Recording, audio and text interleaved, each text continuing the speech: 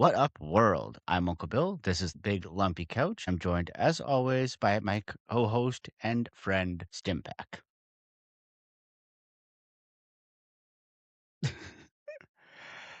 Why do you think everybody is suddenly obsessed with the good old days? Just think because things are different. I think after COVID and we got locked in with ourselves for so long, I think we kind of got to explore and unpack ourselves.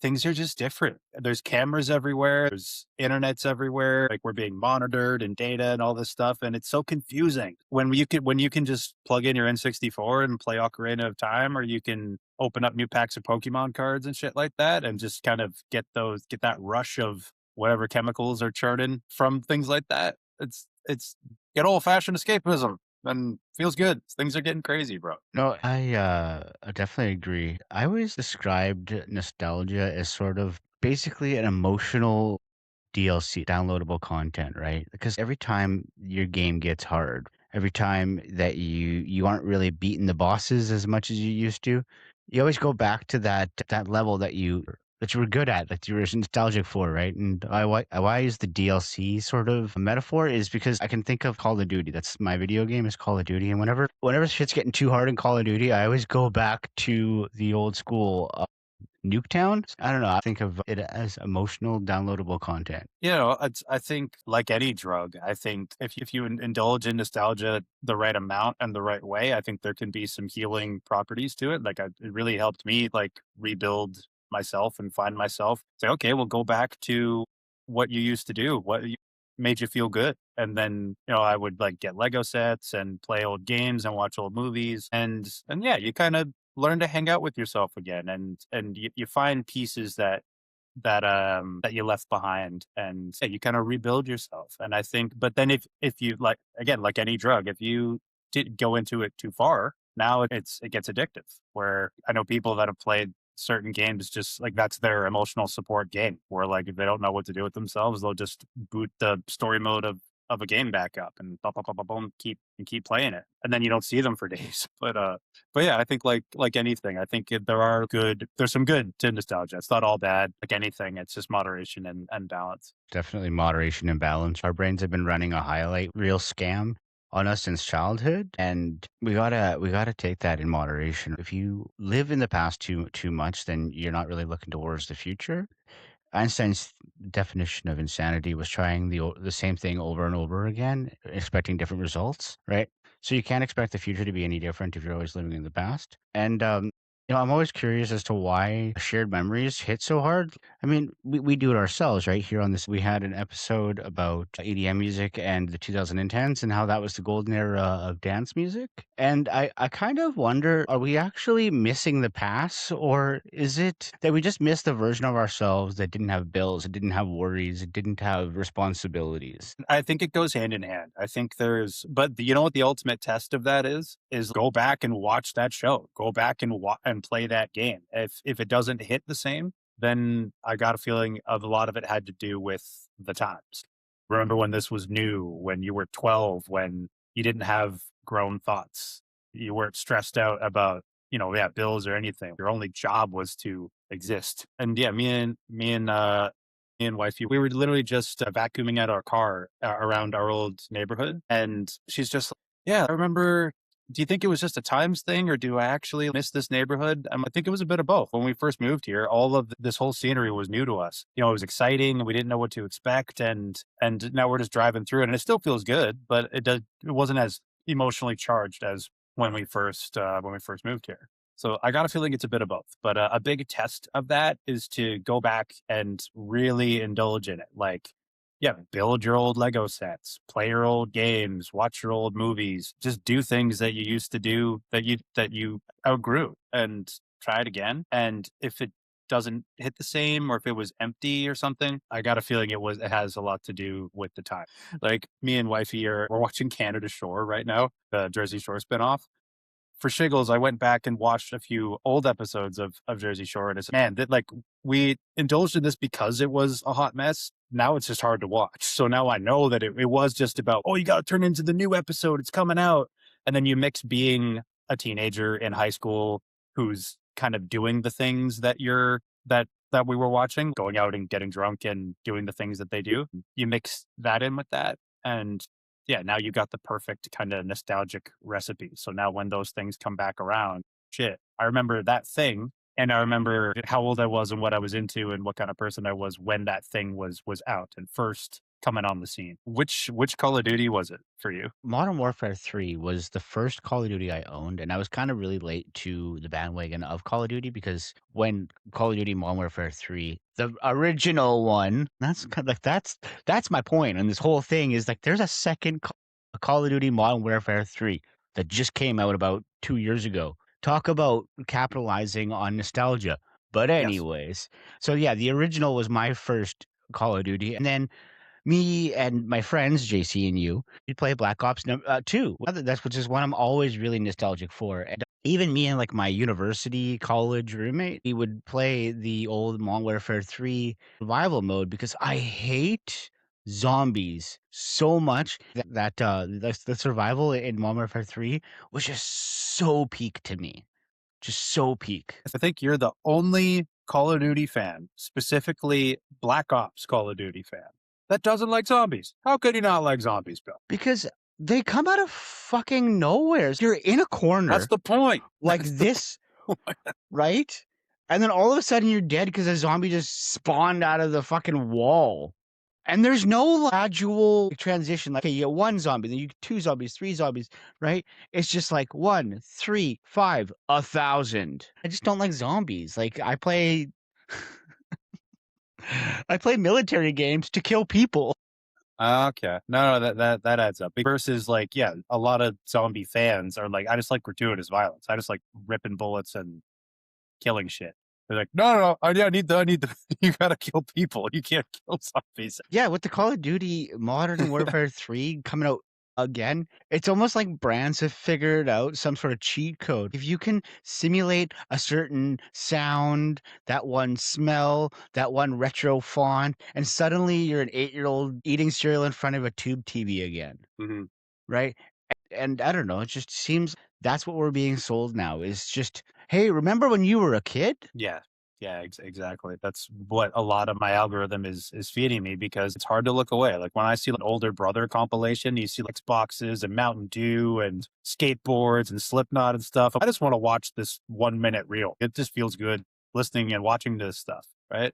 And so then, yeah, the algorithm picks up on that. Okay, well, you're getting more. Is yeah, it's always about, oh hey, remember this computer game? Do you remember this clothing brand and clothing trend? I guess circling back to your nostalgia hit being Call of Duty. I think there was a lot of novelty with where Call of Duty was when those games were coming out because there was a time when Call of Duty and Medal of Honor were neck and neck for those were the war games on PS2, right? They were all about emulating the First World War and the Second World War. And so you had clunky guns, you had all the dated weaponry and everything, and it was cool. Well, yeah, this is what the first two world wars were like. And then when modern warfare came out was, well, this is if we went to war now. So now we've got lasers, we've got, advanced modern warfare.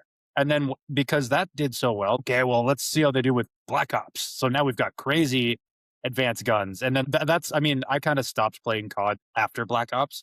And then I guess there was some kind of like Halo spinoff. I think it was that Yeah, I was Infinite.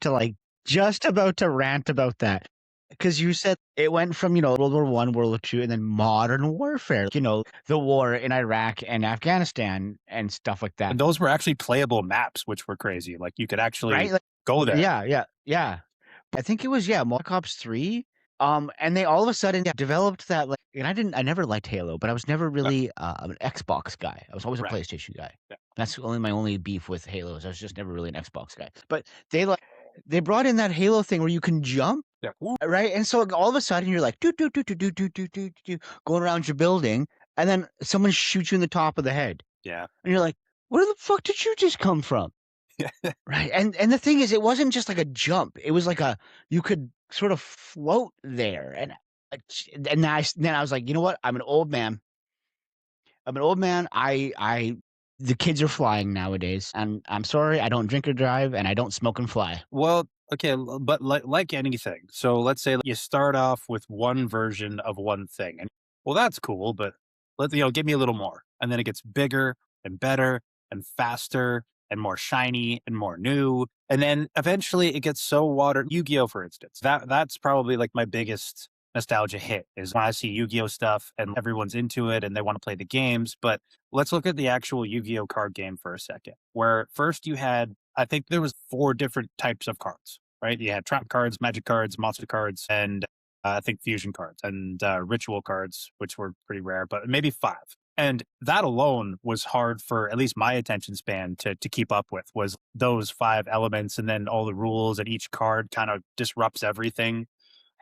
And then after kind of outgrew Yu-Gi-Oh! And then started watching reality shows and skateboarding and music and all that stuff, and kind of left trading card games behind. And then now that the whole nostalgia thing happened and I started revisiting the stuff and watching Yu-Gi-Oh! Again, and I haven't quite built a deck yet because it was just, I never really had a strategy. It was just whatever cards I had around and we just kind of wung it. And yeah, I wasn't really dialed in, but I did play the card games though. I didn't just collect the cards. But the card games now is so fucking confusing. Yeah, anybody can give me shit for being an old man. I don't care. It's just like the attention span, it doesn't work for me. There's synchro summons and fucking there's blue cards with arrows on them that you have to like connect them diagonally and shit like that. Yeah, the minute they added white cards and synchro summons, that's when they started to lose me. Oh fuck, I don't even know what this game is You anymore. just lost me because I don't even know that that shit existed. Yeah. But I was playing the app, which was actually pretty cool. You could build your deck and build your strategy, and all of mine was just about, okay, how do I get the strongest monsters? It's not no effects, no magic cards, no anything. It was just how do I bulk up my monsters to get the most attack points to wreck shit. And anytime I would do that, I would go up against the guy that has the cards, and you're allowed 50. He's no. I know that I'm going to draw a bunch of cards that make a bunch of cards do a bunch of other things. And he wins in 2 turns because I play one card and he goes, okay, flip effect. Now I get to dig in my deck, pull out this card. Now that I played this card, 5 fucking effects happen. And then I lose. Well, it used to kind of be like Risk where, okay, my attack points, your attack points. Okay, now you can block that. And it was a duel. It was almost a Harry Potter spell duel. And now it's just so not what I originally started playing. So now it's hard for me. And I haven't really found the perfect Yu-Gi-Oh game yet. I've tried a few and I don't know, it just wasn't hitting me. I like there was one for PlayStation called Duelists of the Roses that was kind of like chess. And I've been playing that lately and it's been really fun. But yeah, man, sometimes like anything, like, you need to keep changing it and evolving it to keep the users happy. But then sometimes you go too far and now it's not the thing that they fell in love with in the first place. Absolutely. And actually, a beautiful segue. Because I was going to ask you reboots and remakes and Mhm. stuff. I feel like movie companies and TV companies are always like, you know what we could do? We could just redo this. We could just resurrect this, right? And remake and redo and do that whole like retro thing. And then they end up changing it so much or overdoing things that the fans of the original thing don't even like it anymore. One that really speaks to me in that sense is Dragon Ball, right? I'm an original Dragon Ball fan. Not Dragon Ball Z. Dragon Ball Z later when I was a kid, and I sort of got into that, but there was just too much, right? Now, like I'm saying, Saiyans came, and I was like, "What? This is getting a little You bit." lost me at the blue hair. That's when they had Super Saiyan 3 and they had the long hair. Well, that's dope. And then I don't know, something shinier and prettier came along and I kind of ditched Dragon Ball. And then all of a sudden there's blue hair and then Super Saiyan 4. Okay, what the fuck? No, what I was gonna get at was that one of the last clips I saw of a Dragon Ball series was Goku was on a completely different planet and he went super ultra mega instinct animal Saiyan, and I'm like, I'm like, damn. that is just too much, too many words. Like, do you remember when you used to get really excited when he would go Saiyan and his hair would go up? You're like, oh Yeah, like just shit. blonde. Yeah. Just blonde was like, That's oh enough. Oh, my shit's god, he's about to doing go it. down. Yeah, shit's about Or to go like down. in the original series, the Kamehameha, right? That was like, oh my god, he's about to use his His special move. ace card, and now everybody begins with that now. Yeah. Yeah, that's just the tip. Circling back to reboots, when it comes to repackaging the same idea, basically, I can look at it from a consumer point and I can look at it from a business point where I'm going to use one example first. So you ever see the comparisons about like what Pizza Hut used to look like in the 90s and what it looks like now? What are they doing? Do they even care about the customers? It used to be such a family thing and now it looks like a prison cafeteria. You're right. But then you look at the business side. Okay, have you ever seen a building that used to be a Pizza Hut and they still Yep. have the same hut? Yeah, the Pizza Hut. Yeah. Except it's gray now and like you could tell, like, okay, that used to be a fucking Pizza Hut, It right? must cost a lot to remodel that aspect. It does cost a lot to just put a straight up new roof on a building. Yeah, that's it's just one of those buildings that never gets renovated to look like a different building.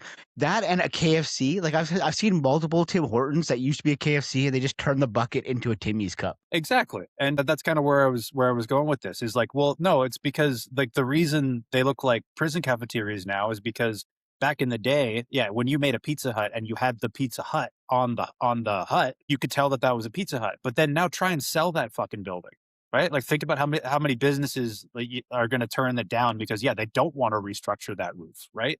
No, and that's kind of business nowadays. Is you got to plan in case this business fails. Everything is so temporary. They always say that they don't make things to last anymore. Well, I mean, I guess the companies aren't planning to last anymore. Mhm. Right. And I'm going back to the reboots here in a second. But you look at the consumer feedback and then there's the business feedback, right? So then, yeah, the whole Pizza Hut lid thing, that's going to be a really hard sell to another business. If McDonald's bought an old Pizza Hut building, now they have to pay to restructure the fucking building. So now all of these fast food restaurants are all cut and paste. They're just like, okay, you go into McDonald's, yeah, very stainless steel, straight corners. There isn't a heck of a lot of character there anymore because when they go to sell the building, they need to be able to like get all the McDonald's stuff out. Now we got to put all this vape stuff up, and now it's a vape shop. So then going back to reboots, where the movie companies are kind of like record companies, where they don't want to bet on a new artist that may or may not blow up, and like invest all this money in on this artist that looks promising, but it might not resonate with people and it might not sell. So what the movie people do is, yeah, what's going to be a guaranteed home run here? Okay, let's make another Harry Potter. Let's make another Hobbit. Let's make another Marvel anything. They don't want to take risks. Right. And now nostalgia has become a full blown industry. You got retro arcades, themed bars, limited edition drops. Motherfucker, if they always get me with that. If they got a fucking, it's the box that it used to be KD, I'm buying that. I'm buying. I'm sorry, but when they do the limited drops, Dunkaroos, but like with the 90s recipe for the frosting, I'm buying it. Well, They and always get me with that. yeah, and you know what? If buying a vintage craft dinner box and putting that in your house makes you happy, fucking get it. It's just we circle back to yeah, everything in moderation. If it's a part of maybe your personality or it was a big part of your life, yeah, Right? Because yeah, in moderation, right? Funny, because I feel like what they're trying to do is allow us to do as adults what we weren't allowed to do as kids. I remember Tricks came out one time when I was adult and I was married at the time. I said to my ex-wife now, "Oh my God, it's Tricks. You remember Tricks?" And she's like, "Oh, I was not allowed to eat cereal like that." I was like, "Oh my gosh. Okay, I'm getting it for you. You have to experience this." And you know what? It didn't hit, but I understood. Yeah, you know what? Probably shouldn't be feeding this to our children. you just made me think of something, and it's a little irrelevant. But okay, so you know that like we were just gauging. Okay, well, was it because we were just little kids and we didn't know any better, and then Call of Duty came out and it rocked us? Like, was it just Call of Duty was that good? I think another thing that kind of sprinkles into this whole formula of nostalgia is what was available. So if you look through your parents' music collection and all they listen to is Sabbath and the Beatles, the Sabbath and the Beatles are going to hit because that's all you had. Like whenever I asked my parents about nostalgia, it was about, well, that's all we had access to. You went to the corner store, you had, two or three options of soda, and that's why I like Pepsi. It's a lot about what was around because there wasn't unlimited options like there are now.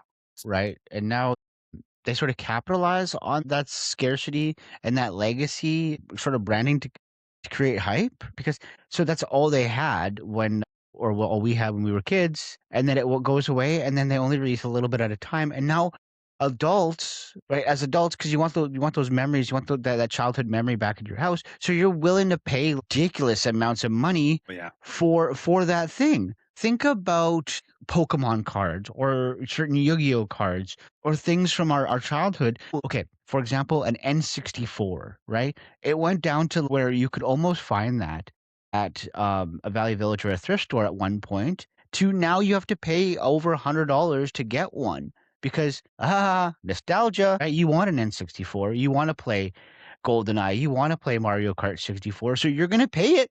You're gonna Mhm. pay it just to have that childhood memory in your house again, right?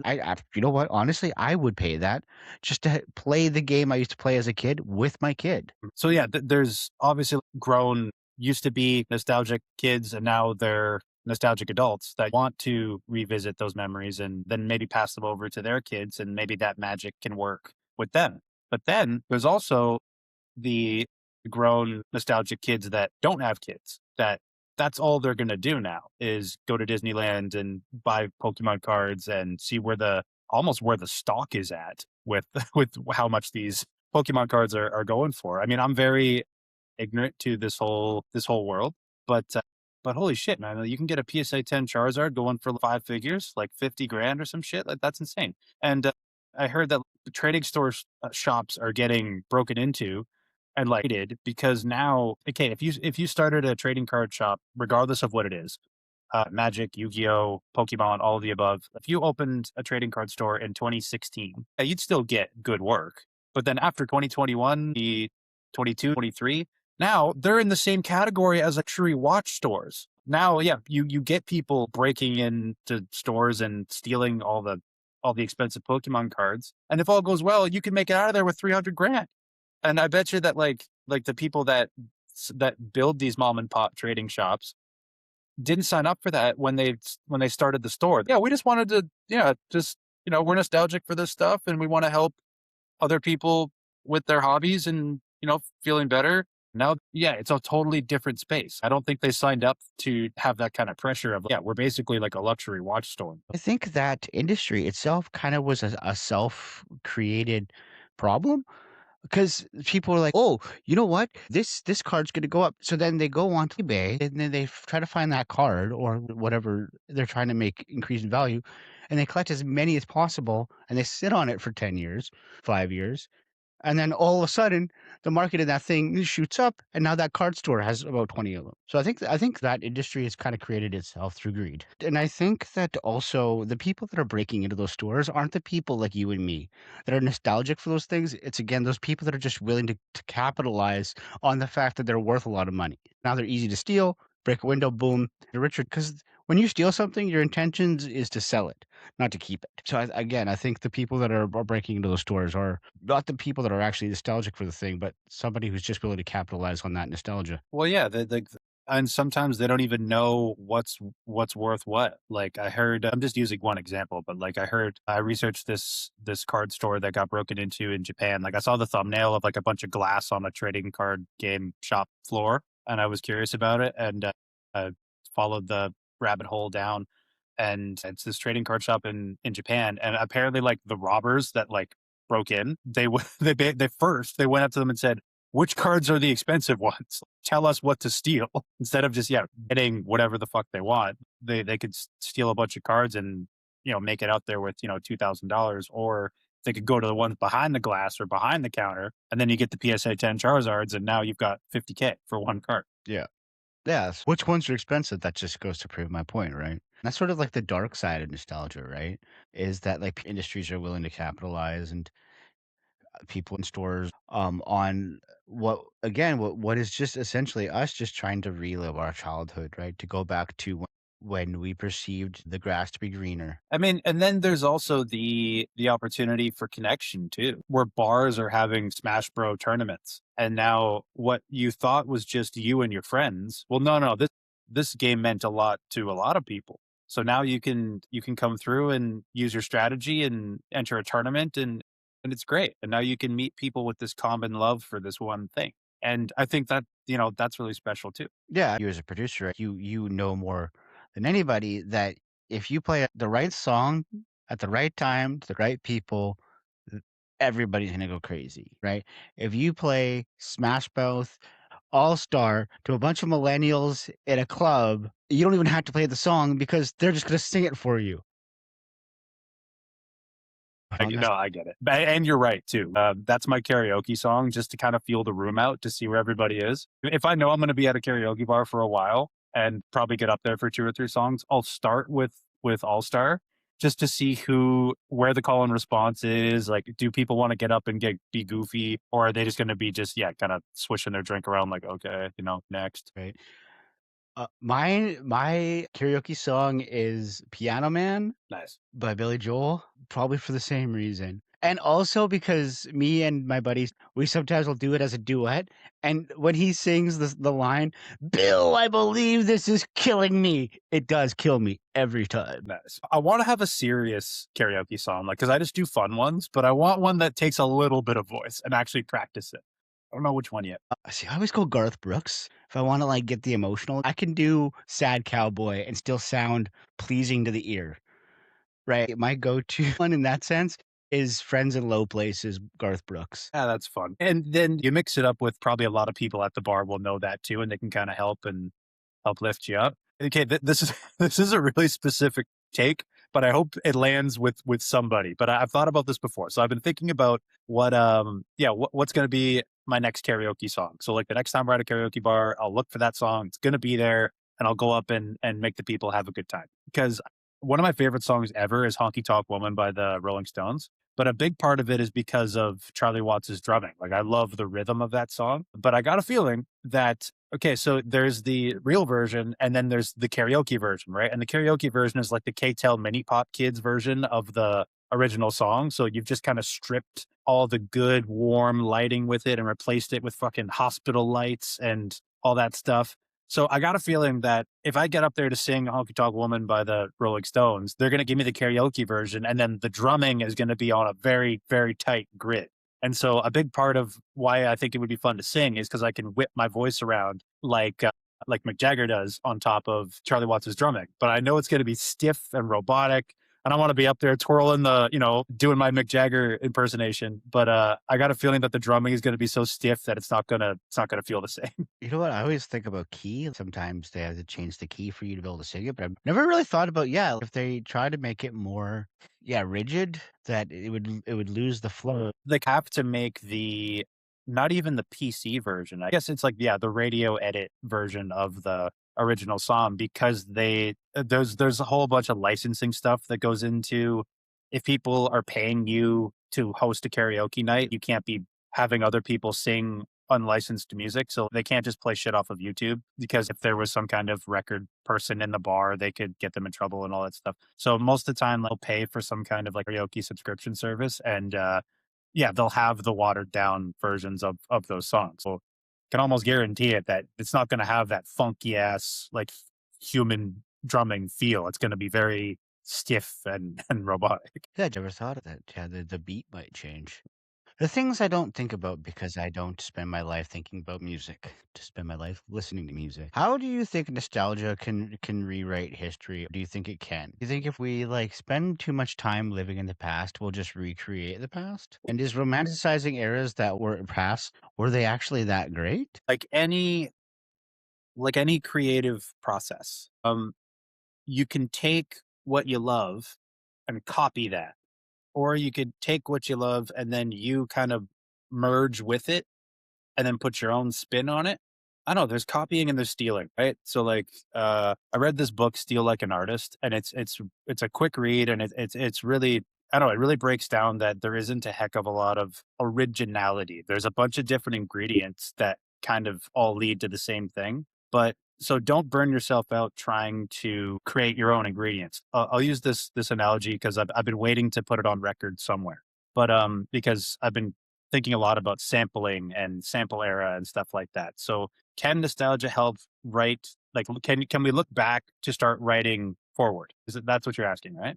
Yeah. So I think we can. I think we can if we start sampling the right way. Could we just take like using gaming it as an example? Could we just take Modern Warfare 3 and make another version of it and it'll work? Maybe. Could we take, I don't know, maybe the mechanics and how that game glides and how that game moves and put a new spin on it and now it could work in a different way? Yeah, I think that'll help push new ideas forward. But I want to give you this analogy because I've been sampling a lot lately. Where like before, I would kind of burn myself out trying to become so original, and I need to use my own synths, and I need to sound design my own sounds, and make my own melodies, my own chord progressions. And it worked out, but like I was just burning myself out trying to be like the most original thing that I can. And now I'm going back to sampling pre-recorded music and then putting my own spin on that. So my analogy is my mom is a quilter, right? Her passion is sewing. Her music equivalent to me is quilting. She loves quilting. And so what my mom does is go to the quilting store. She'll find a template that she likes or on Pinterest or something. She'll go and get the fabric that she wants. She'll go and get the thread that she wants. She'll find the template. She'll make it, she'll put her own spin on it. She'll find the fabric that she picked out that she liked. She organizes it her way. She stitches it together and it's hers. It's her piece of art. Now, is mom spinning her own thread? Is mom making her own fabric? Is mom making her own templates? No. Nope. But so does that make her any less of a quilter that she's not making her own fabric, spinning her own thread, making her own designs? It's still a piece of art. It's still a piece of art at the end of the day. She's part of a quilting circle that gives these quilts out to people that need them. And then I thought the same with music, where it's just, well, there are people that make their own fabric, make their own thread, make their own designs, and that's them doing their thing. But does that make my mom any less of a quilter because she does it that way? I don't think so. I think that's part of the art form is just like, well, what fabric speaks to you? Okay, now make your own color palette. And now you've got a design, and now you're doing the labor, you're doing the work to spin that all together. And then when you're done, you've got this piece of art. And that's exactly what it is. Somebody could take that same template and maybe make a similar one, but not that one, not that one. And so then now I'm thinking of comparing that to the sample era where so now instead of buying a guitar, buying a bass and writing these chord progressions that you think is original. And then a counterpoint to that is if you think something is completely original, you're going to play it for somebody and they're going to think you stole it anyways. Right. So you may as well just, well, I'll take this chord progression, I'll bump it down 2 semitones, I'll put my own melody on top of it and put my own spin on it. Right. So my equivalent to that is now I'm going to the fabric store. I'm going to look for samples. You know, sometimes they're on sites like Splice, sometimes they're from actual music, sometimes they're stuff that I actually record. But I didn't make these sounds. Like I just went to the fabric store. I bought them. I'm not even using a template. I'm just like, well, now I've got this fabric. Now it's just, well, what kind of quilt do I want to make? I can make whatever I want. And do I want to tell my story? Do I want to make it for someone else? Do I want to just make something for the sake of making something? And that's part of the expression. And I think that does that make me any less of a producer that I'm taking pre-recorded music and putting my own spin on it? Maybe, but that's how I make it. That's how my mom makes it. That's how I make it. And I don't think that makes us any less of artists. Anybody's free to like correct me if I'm wrong on this, but I'm pretty sure that there's like a percentage that gets you away with like copyright infringement. Mhm. I think it's that you gotta change about 20% of it. I would even take it to maybe like 30%. Right? And say that you could only keep about 30% of the original idea, and then you gotta, like, at least create 60% yourself, right? Which I know that only gives you 90%, and 10% is up for imagination, I guess. Yeah. But and I think that's sort of because you put that so beautifully. I think that's the key is to not live so much in the past that you are in the past, but also don't try to recreate the wheel. If something worked in the past and it works now, then keep it going. And try to modernize things rather than just recreate them all altogether.